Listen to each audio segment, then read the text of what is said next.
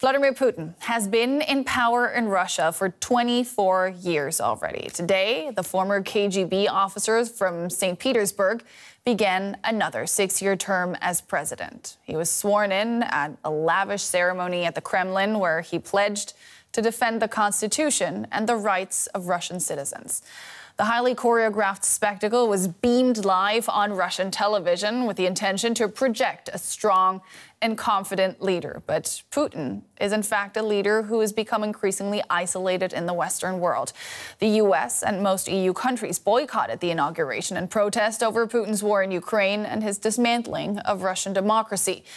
He won a landslide election victory in March in a contest considered neither free nor fair and without facing any meaningful opposition. At the inauguration, he claimed to have a sacred duty to lead Russia through a difficult period. In the Grand Kremlin Palace in Moscow, Vladimir Putin renewed his oath to serve as president for a 5th time. In his inaugural speech, Putin stressed the importance of national unity in the face of increasing isolation due to the war in Ukraine, a problem he blamed on the West. We do not refuse dialogue with Western states. The choice is theirs.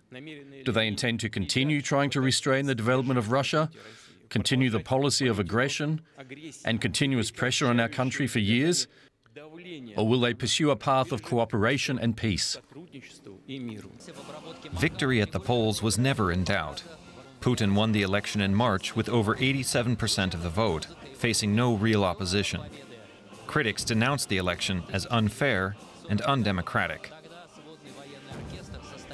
The widow of longtime Putin opponent Alexei Navalny, who died in a Russian prison in February, recorded a video from exile encouraging her supporters to keep fighting. We must make sure that no one in the world believes Putin, neither in Russia nor beyond its borders. It's difficult, but we have to make an effort, and that means persistent, stubborn, daily work. Now our country is ruled by a liar, a thief, and a murderer, but this will definitely end. Don't give up. The truth will win. The European Union's top diplomat urged all member states to boycott the inauguration. Most stayed away from Moscow. For me, the position was clear. It was going to be very difficult for the Ukrainians and for many people around the world to understand that we consider Putin someone invicted by the International Criminal Court, responsible for the war in Ukraine. The elections that we contest, because they were not free, neither fair elections, and then to attend the inauguration, it would be a clear contradiction. Fair or not, Vladimir Putin is set to stay in power for a while longer.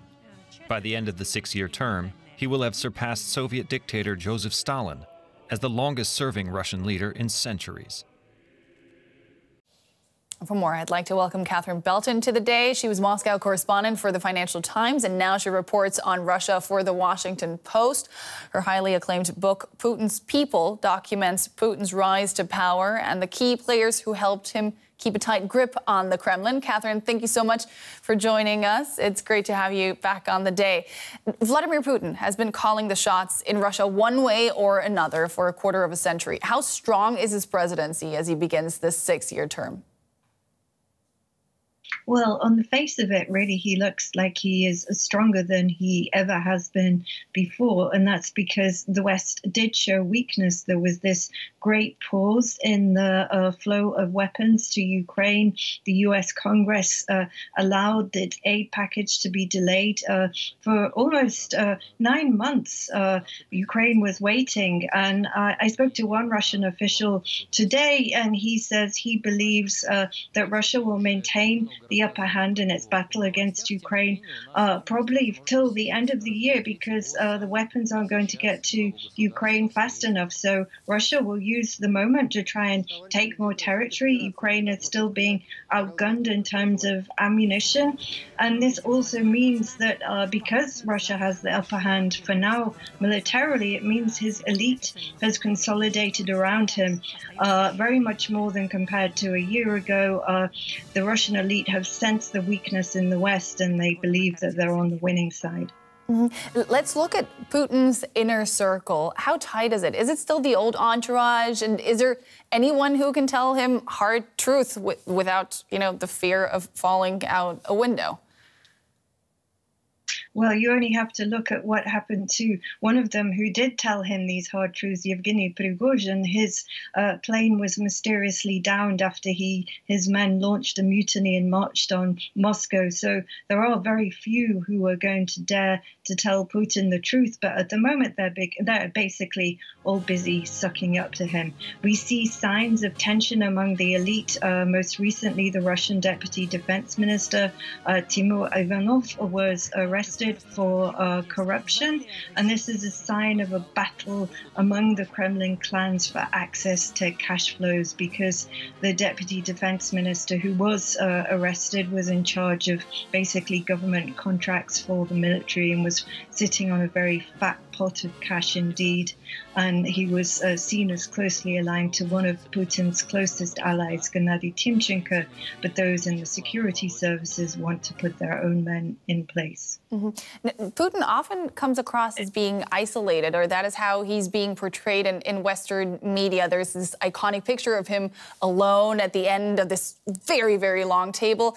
Is that a genuine representation of his leadership?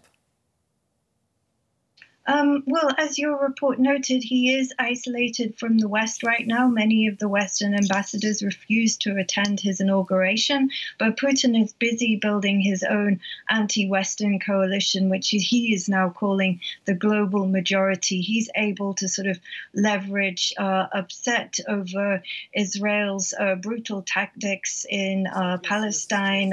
He's consolidating what he calls the global South around him and forging new alliances with China, Iran, and North Korea. And now, Putin is 71 years old today. He's not going to be able to stay in power forever, even though he probably would like to. Is he thinking of a successor, you think?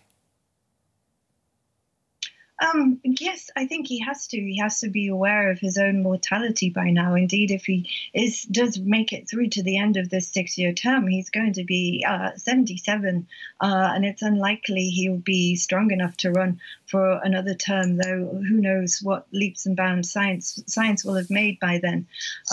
Of course, he's looking within his ranks, but he knows that this is a project fraught with risk, because last time he brought in his own deputy, Dmitry Medvedev, to take over the presidency. Medvedev, even though he was seen as the most pliable and the most kind of the person who would most kowtow to Putin, he began showing a great deal of independence towards the end of his term as president, and they had to get rid of him, and Putin had to return. It was too risky because Medvedev was very openly courted by the West.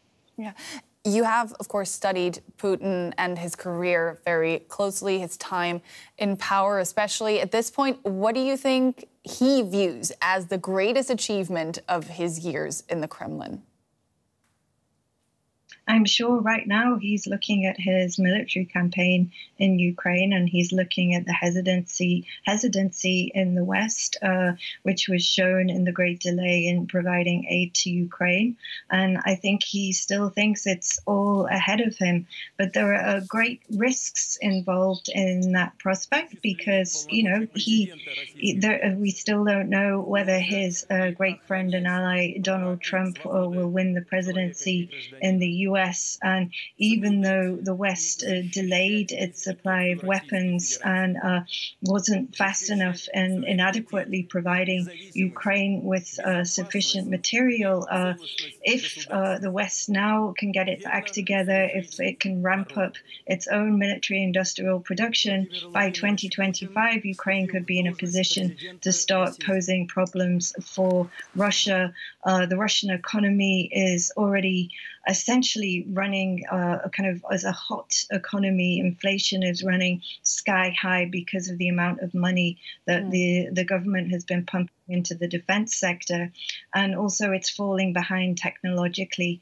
Russia is able to get a lot of technology from China, but it's of poor quality. China won't supply everything Russia needs. So it's really risks lagging behind the longer the war goes on. But at the moment this year, Putin has everything to play for. He could get his great friend and ally, Donald Trump, in power in the US, and then it's possibly game over for Western alliances, and Putin can reassert Russia's role on the world stage.